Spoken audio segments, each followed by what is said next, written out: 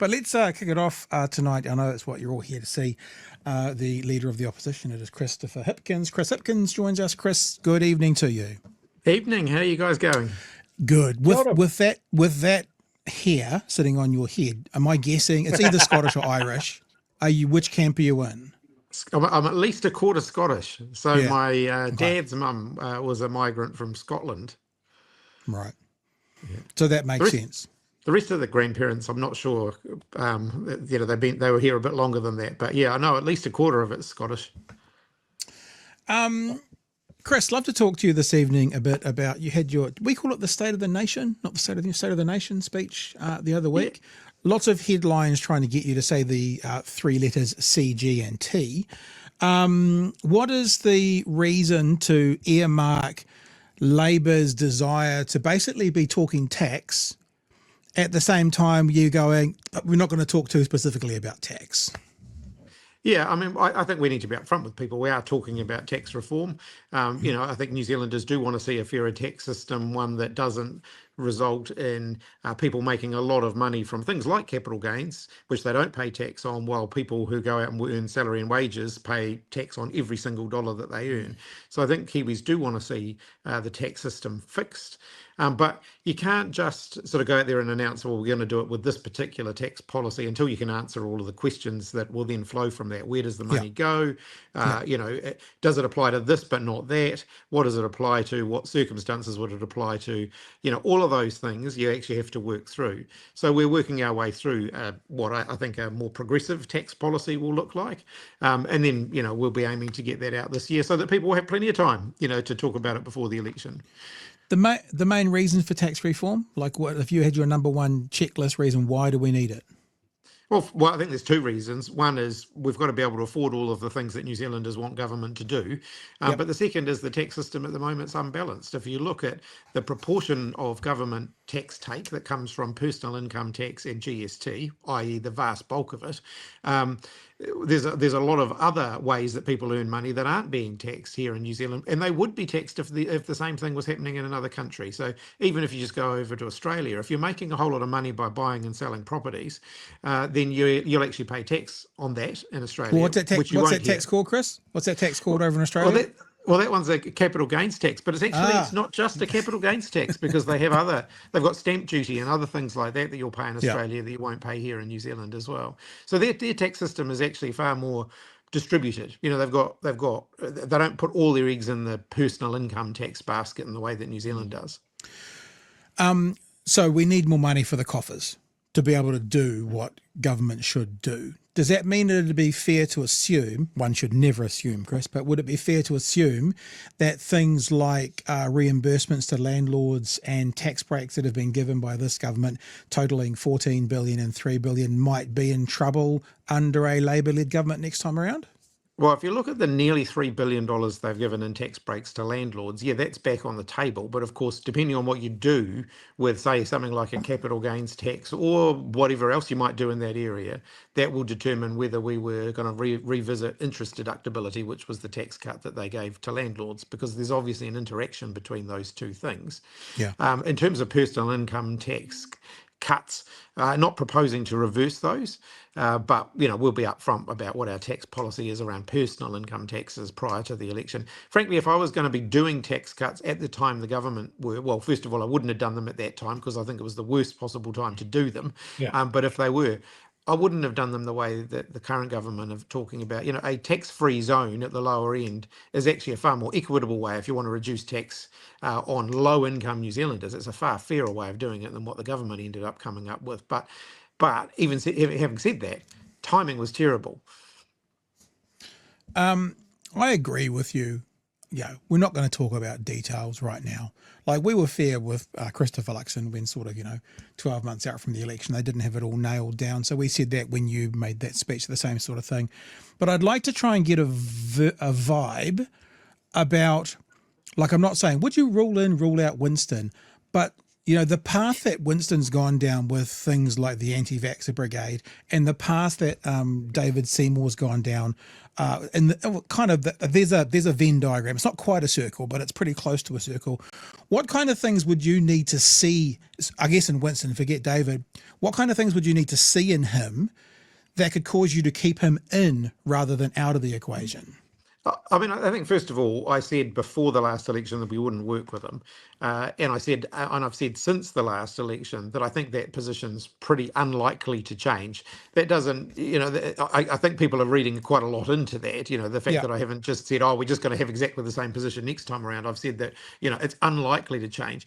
You never know what happens in a 3-year term, but I think it is unlikely to change. And when you look at the stuff that they're doing around attacking trans people, attacking any diversity and inclusion stuff, they were a huge blockage on anything around reforming the tax system. We had that conversation. They blocked all of that when we were in government with them. I don't think any of us particularly want to go down that road again.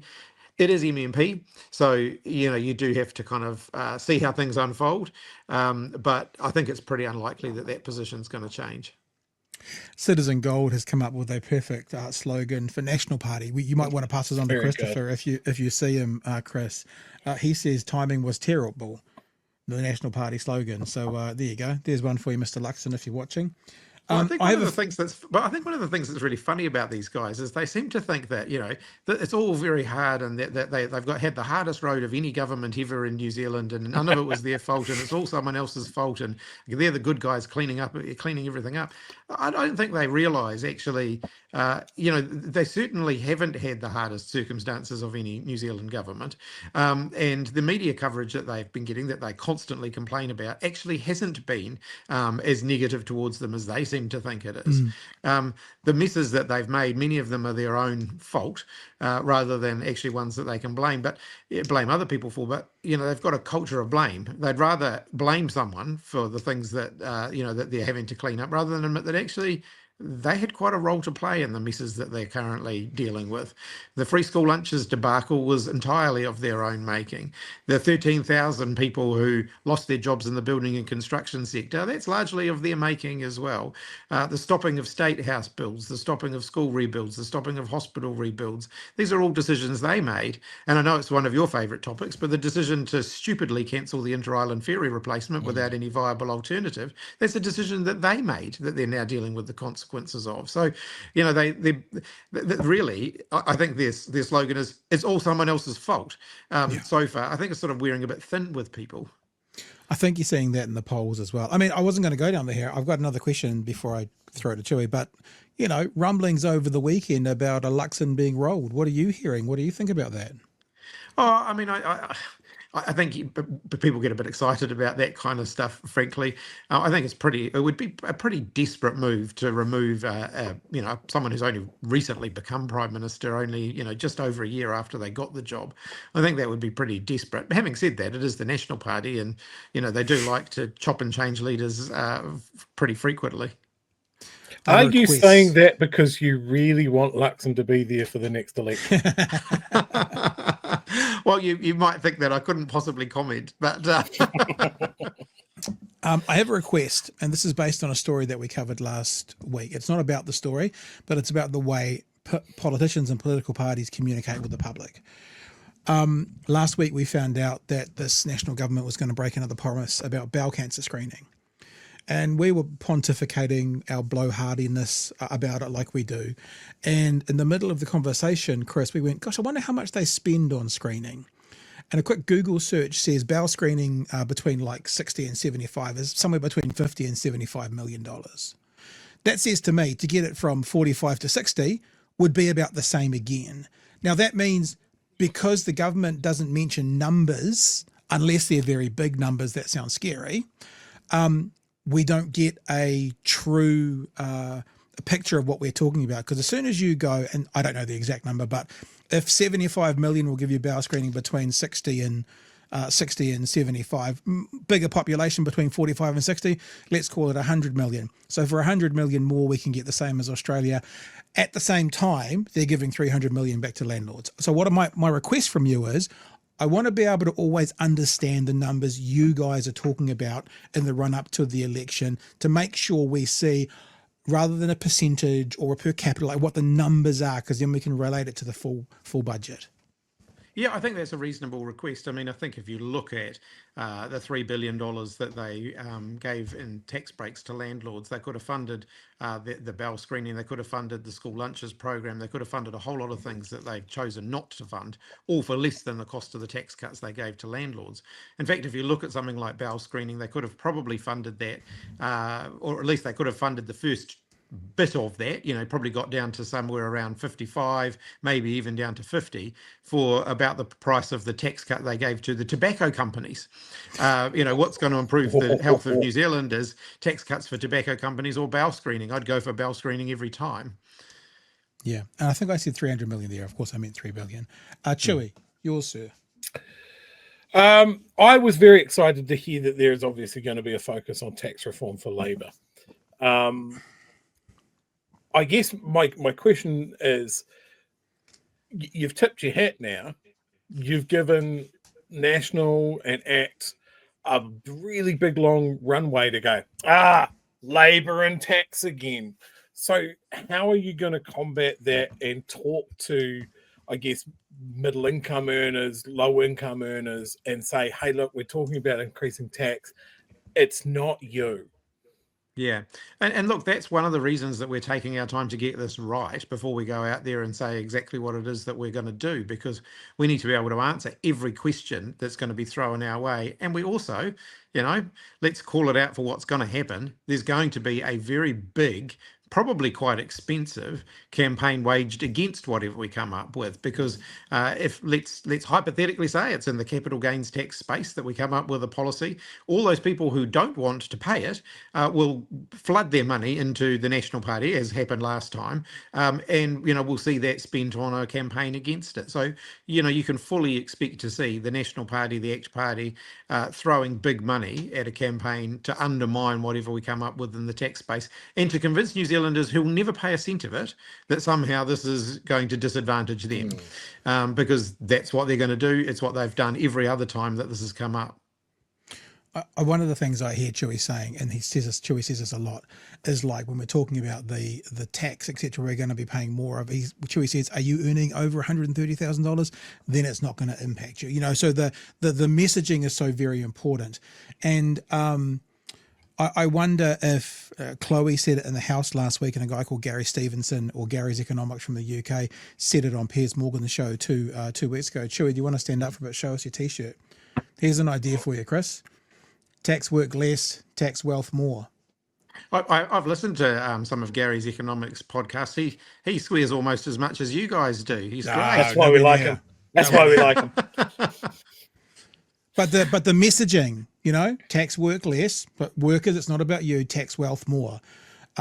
Like, for example, I know you're not confirming anything, but if you're putting everything on the table, like no PAYE tax under $10,000, that kind of thing, is that what you're going to be all looking at and investigating? Well, one of the things is, something like a tax-free zone at the lower end is actually really, really expensive. It costs very, very big money to do that. We did look at doing that before the last election. You're talking big, big money there. One of the challenges around any form of wealth taxation, other than at the most arbitrary end, is it takes a while to build up before, so if the Aussies introduced a capital gains tax back in the 1980s, and they're getting quite significant money out of it now, but it took the better part of 2 or 3 decades to build up to the point where it's a significant part of the money that they're getting in. So a tax switch from something like a capital gains tax would be very, very modest in the beginning. Because it takes some time to build up before you start getting much money out of it. So we can't talk specifics, but is there so I'm thinking there's CGT, there's wealth tax, there's death tax, there's land tax, there's all these different things that other countries do all or some of. Is there anything out of that kind of generic worldwide way of gathering tax that you already are thinking, that doesn't sound like us? Like, is the tax free under 10,000, are you kind of saying that doesn't really sound like us, it's too expensive?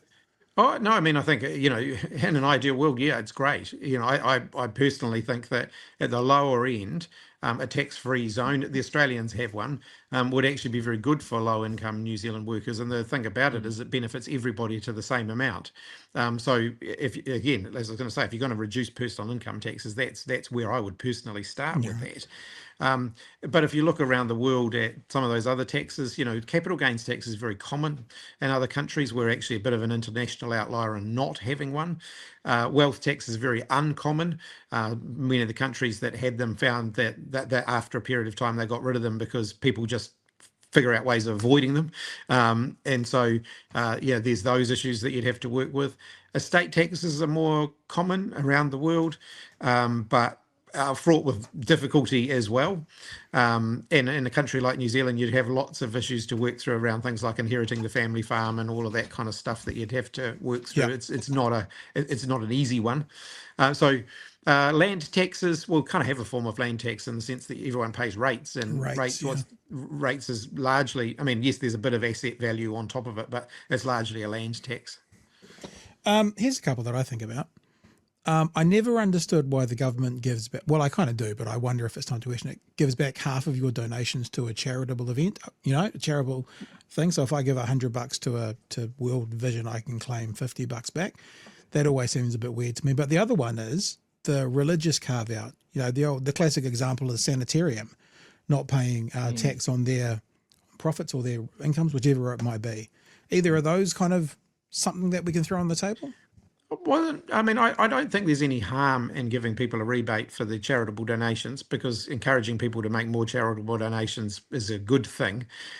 In terms of the companies like Sanitarium, I think that, I'm fully supportive of the government looking at this. I understand the current government's looking at it. I think it's long overdue. And if they can figure out a way of doing it, they'll have my full support for that. The thing we wouldn't want to have happen, though, is that genuine charities who go out there and fundraise and then apply their, 100% of what they earn for charitable purposes, I wouldn't want them to be penalised.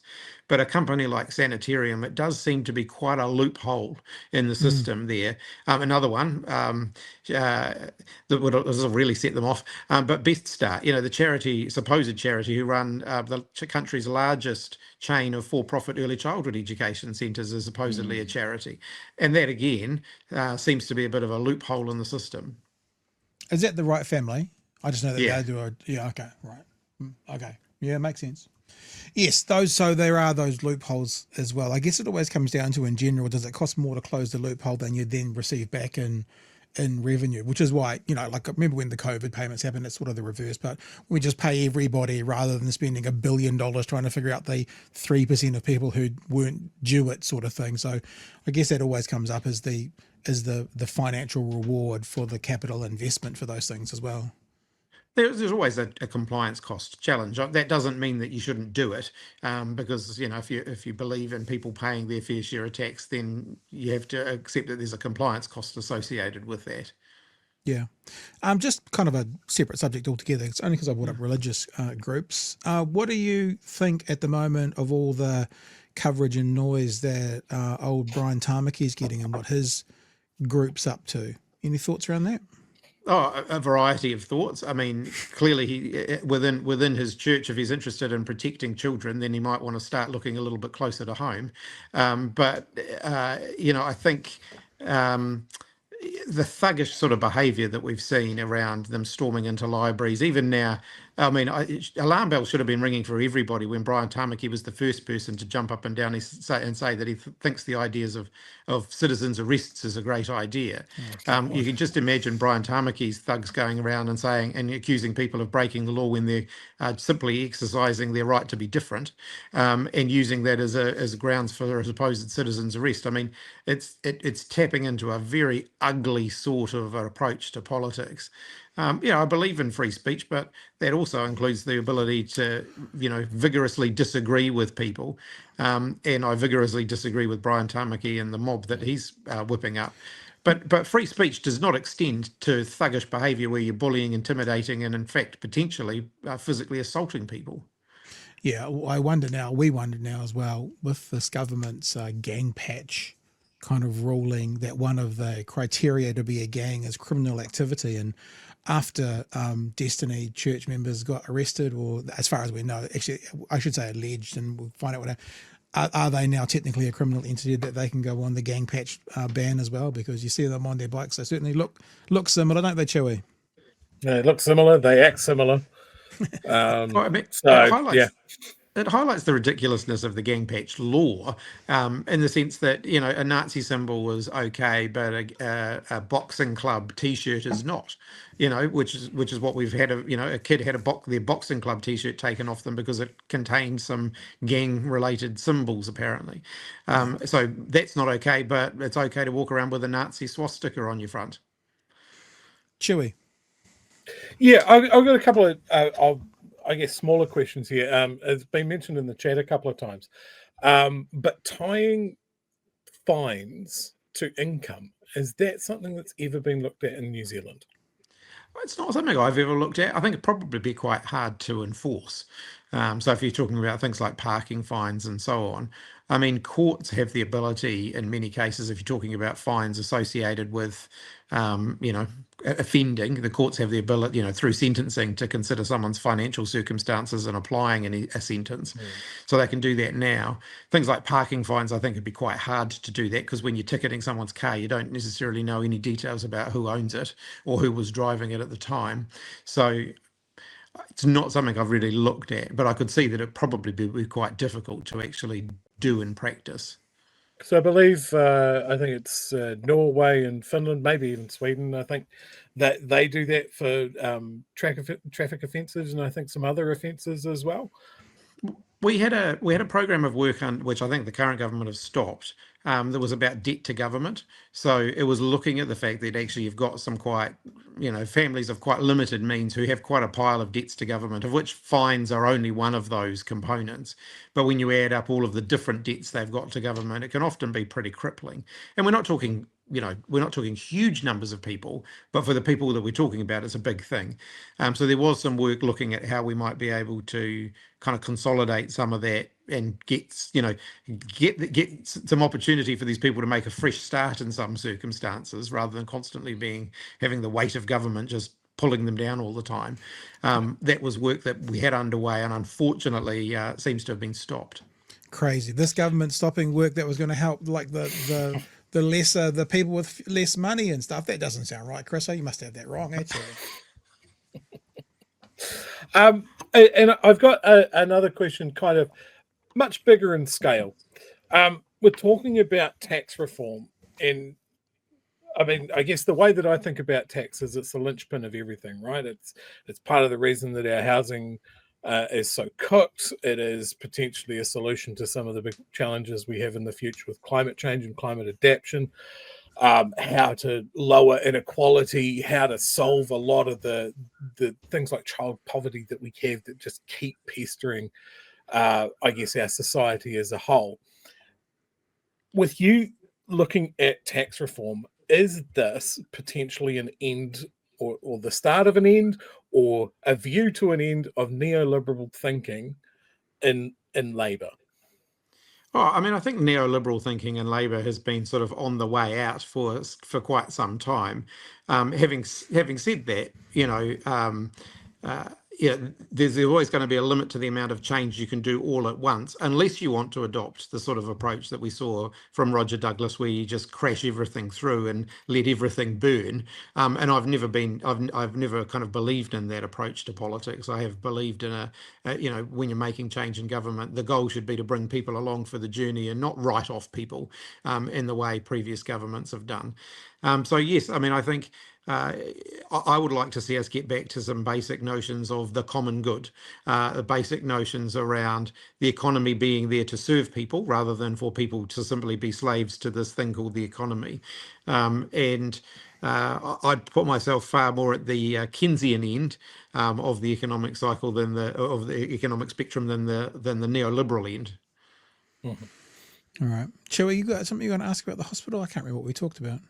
Oh, yes, I saw this just before we went to air, and it's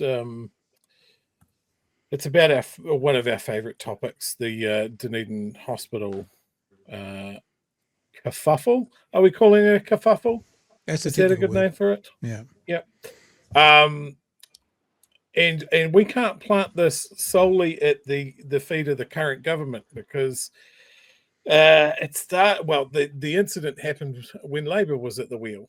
A 74-year-old woman died in Dunedin Hospital after a surgery for broken leg was delayed repeatedly for 3 days. The review of the woman's case found that the delay was the root cause of her death from cardiac issues following a pulmonary embolism and a stroke while in surgery. This is down to Dunedin Hospital not having the surgical resources to see her in a timely manner, and she kept on getting bumped for other more serious cases. This happened in, I believe, 2021, and I think is just really illustrating the fact that as much as we want to throw shit at the current government for the state of health, it is a big problem, and it is spread out over multiple governments. So where do you go from here? I think that's a fair observation. You know, the current state of the health system has been made worse by the current government, but there were some very deep-seated issues within the health system beforehand. And I think this case that you're just highlighting, of course, you know, my thoughts are with the woman who lost her life and her family, an absolutely tragic set of circumstances, highlights for us why we need to actually invest in expanding the capacity of our health system. If you think about the number of hospitals that we have now is not that much bigger than the number of hospitals we had when we had a population of 3 million people. You know, we haven't expanded our health system, the capacity of our health system, to cope with the fact that there's now 2 million more people living in this country. And that includes the health workforce, it includes, you know, all the hospitals, the whole works. And so we need a concerted effort to deal with that. Unfortunately, the stop-start nature of some of that is making this thing worse. So if you think about the medical workforce, for example, successive governments have not invested in the medical workforce because if you increase the number of doctors that you're training, it's sort of 7, 8, 9, 10 even years before you actually see an increase in the number of doctors in hospitals. Yeah. And so it's been one of those things that's been very easy just to park off to one side.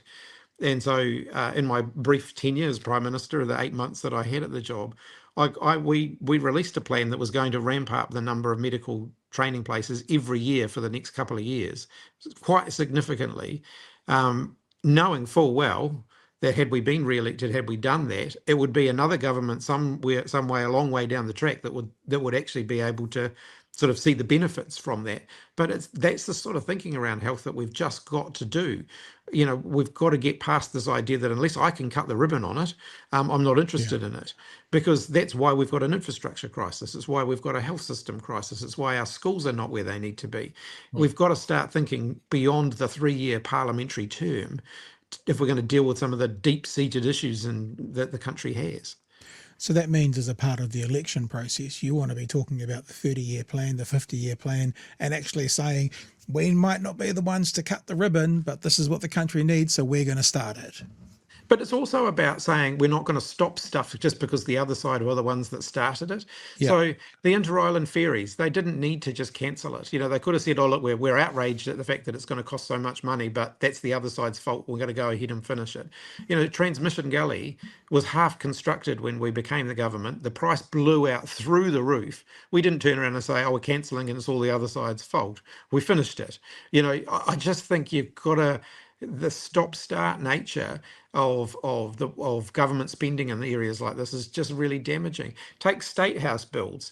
You know, if we're being really frank, we probably need another 20,000 state houses in New Zealand.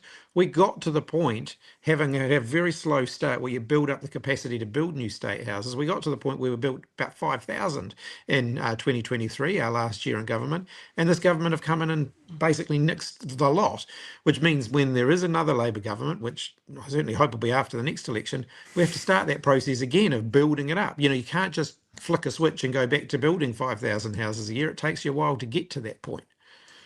Do you guys have like a folder, for want of a better word, you know, that you're keeping all these things close, and there's an election advert already written, under us 5,000 homes, under them? That do you kind of keep a track of that as you, not you personally, Chris, but does the Labor Party keep a track of those things? Has a little folder and let's put that one in, like we joke around putting it in the divorce file. You might put it in the winning the next election file.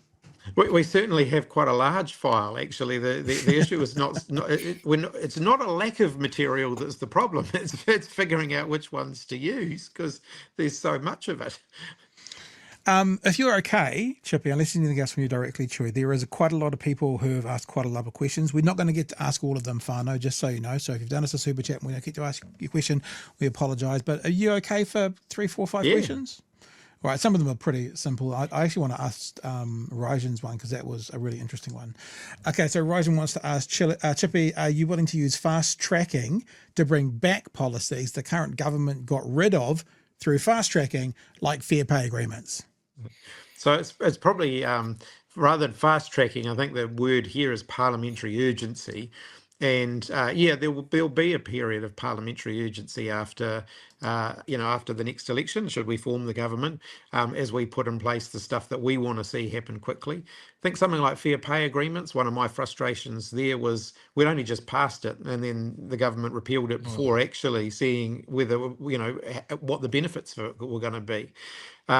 I'm not going to guarantee that we're going to repeal everything that they have done, or that we're going to put back in place everything that they've repealed that we did. That was, I just think if we get into that cycle, the country's not going to move forward. It's just got to constantly ping pong from side to side. And I don't think that's the sort of cycle we want to get into. But for me, fair pay agreements is something that needs to be on our list of bottom lines, because paying lower income New Zealanders properly should be a goal, or making sure that low income New Zealanders are paid properly should be a goal for every government.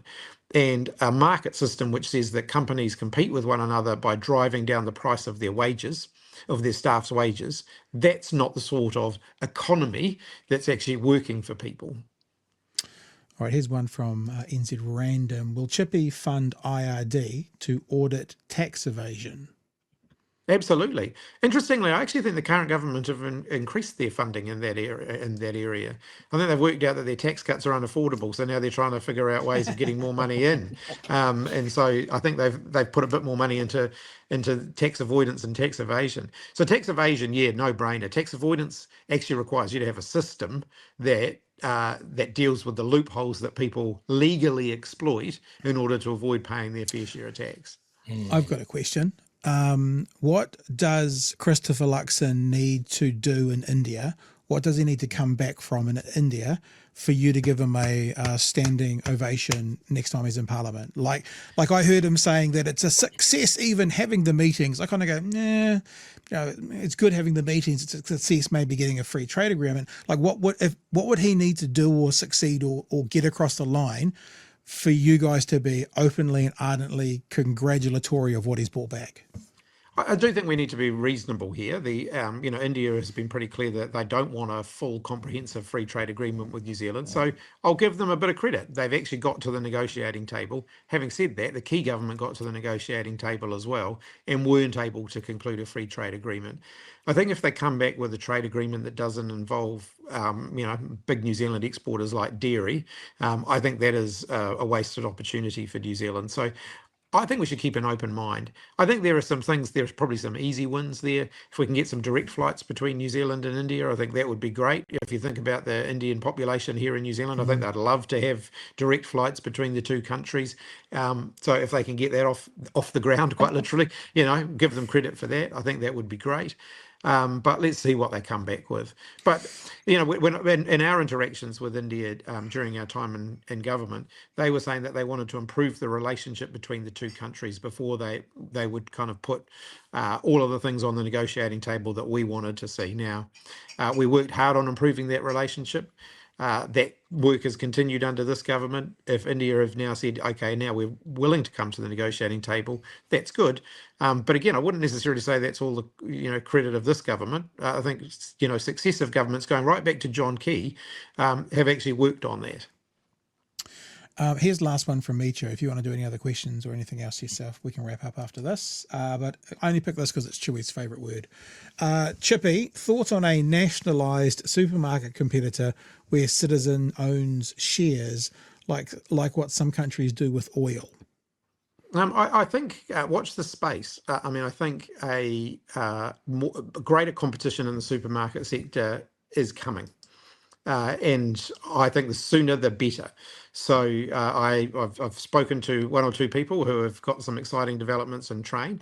And I think that breaking up that cosy duopoly of the supermarkets will be a very good thing for New Zealand consumers. Now, if it can be done without government involvement, even better. But if it needs government to be a partner to help make some of that happen, I think we should leave that on the table. I think Sir Stephen Tindall at one stage was trying to buy his warehouse back, wasn't he? And I'm wondering if part of the reason he was looking at doing that was to, I mean, like here in Dunedin, there's a supermarket area in our warehouse. And I always wondered if Stephen Tindall's, one of his ideas was exactly that, to turn the warehouse into the warehouse and a supermarket chain as well.